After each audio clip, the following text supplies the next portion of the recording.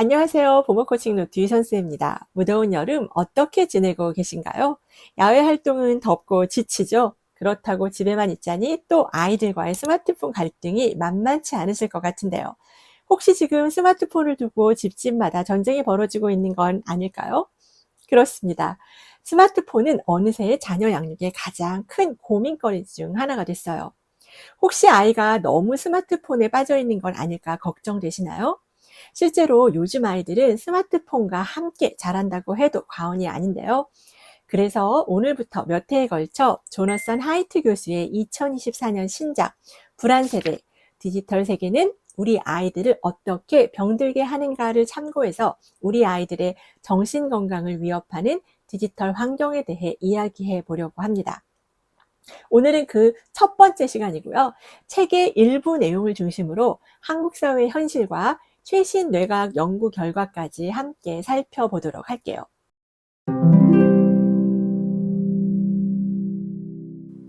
이 책은 지금 우리 아이들이 치명적인 디지털 자극의 해일에 휩쓸리고 있다고 경고합니다. 기술 산업이 어른들의 삶뿐 아니라 아직 자라고 있는 아이들의 삶까지 근본적으로 변화시키고 있다는 거죠. 특히 만 3세에서 13세 사이의 아이들은 뇌의 신경회로가 가장 활발히 형성되는 결정적 시기에 있는데요. 이때 과도하게 스마트폰 등 디지털 기기에 노출될 경우 집중력 저하, 충동 조절 문제, 언어 능력 저하 같은 다양한 발달 지연이 나타날 수 있어요. 즉각적인 자극과 보상에 익숙해진 뇌는 기다림, 인내심, 조절 능력을 갖추기 어려워집니다. 또 전두엽 발달을 해쳐서 판단력과 기억력, 감정 조절 능력까지 떨어뜨릴 수 있어요. 전자파에 민감한 미성숙한 신경계와 면역 체계도 영향을 받게 된다는 연구도 있고요. 이런 내용들을 사실 알면서도 아이들을 디지털 세상에서 떼어놓기가 쉽지 않은데요. 스마트폰을 멀리하면 오히려 아이가 또래 집단에서 소외되진 않을까 걱정되는 지경에까지 이르렀습니다. 이 거대한 흐름 속에서 우리는 어떻게 아이들을 지켜낼 수 있을까요?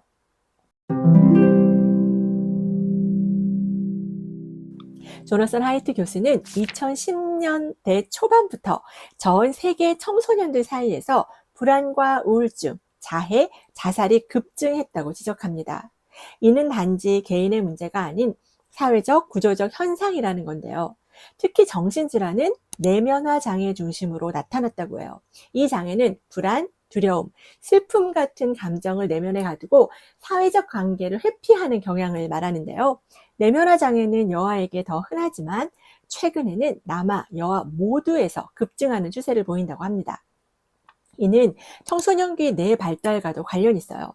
청소년기는 전전두엽이 활발히 성장하는 시기로 이 부위는 집중, 계획, 충동 조절, 정서 조절 등을 담당합니다.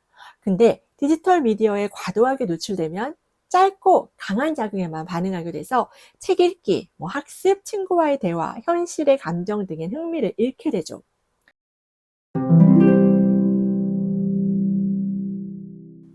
또 2010년대 초반 전 세계적으로 사춘기 전후 여자아이들의 정신건강에 큰 변화가 생겼다고 하는데요. 무슨 일이 있었던 걸까요? 그 중심에는 스마트폰과 소셜미디어가 있었습니다. 2007년 아이폰이 등장하고 2010년 아이폰 4의 전면 카메라 탑재와 인스타그램 앱의 확산은 10대 소녀들의 삶을 완전히 뒤바꿔 놓았는데요. 일례로 10대 소녀들은 끊임없이 타인의 완벽한 이미지와 자신을 비교하게 됐고요. 그로 인해서 자존감이 낮아지고 외모 불안을 느끼게 됐습니다. 좋아요와 댓글은 도파민 분비를 자극하면서 뇌에 쾌감을 주지만 이는 곧 중독으로 이어질 위험을 높이죠. 조너선 하이트 교수는 2010년부터 2015년까지를 스마트폰 기반 아동기가 본격화된 시기이자 놀이 기반 아동기가 종말을 맞은 시기로 보고 있어요. 예전처럼 친구들과 막 뛰놀며 사회성을 기르던 방식은 빠르게 사라지고 아이들의 사회생활은 디지털 공간으로 옮겨지게 된 거죠.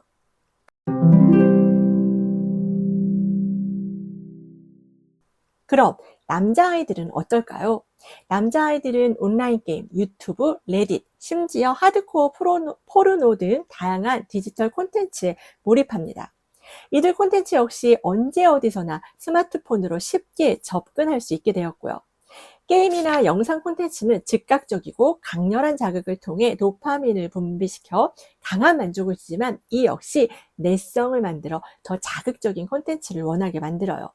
그 결과 아이는 현실에 대한 흥미는 떨어지고 작은 노력으로 큰 보상을 얻으려는 성향이 강해질 수 있습니다. 또 지나치게 시각적인 자극에만 의존하게 되면서 뇌의 불균형도 초래하고요. 디지털 세계에 깊이 빠진 청소년들이 현실에서의 관계 맺기, 공감 능력, 집중력 면에서 큰 어려움을 겪고 있는 것도 문제지만 소셜미디어나 게임을 하지 않는 아이들 역시 이런 환경에 영향을 받게 된다는 것도 문제입니다.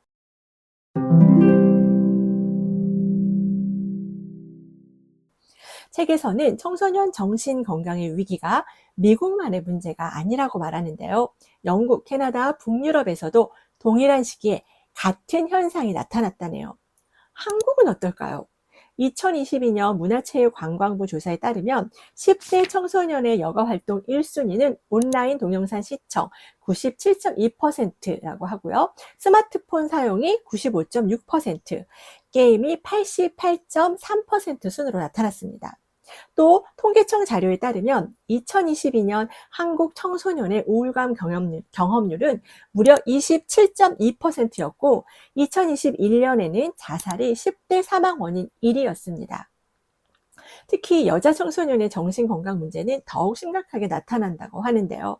한국 역시 이 책에서 말하는 불안 세대의 흐름 안에 깊숙이 들어와 있음을 알 수 있어요. 디지털 세계는 아이들의 놀이 방식, 관계 형성, 스트레스 해소, 심지어 자인식 방식까지 완전히 바꿔놓았는데요. 하이트 교수는 이러한 스마트폰 기반 아동기가 청소년 정신건강 위기의 핵심 원인이라고 강조합니다. 실제로 이 시기를 거친 세대는 불안, 우울, 자해, 자살 등의 비율이 이전 세대에 비해 확연히 증가했다고 하고요. 그렇다면 우리는 어떻게 해야 할까요? 단순히 스마트폰을 금지하는 것이 능사는 아닌 것 같고 디지털 환경이 아이들의 뇌와 삶에 어떤 영향을 미치는지를 정확히 이해하고 현실적이고 지속 가능한 대안을 함께 고민해야겠죠.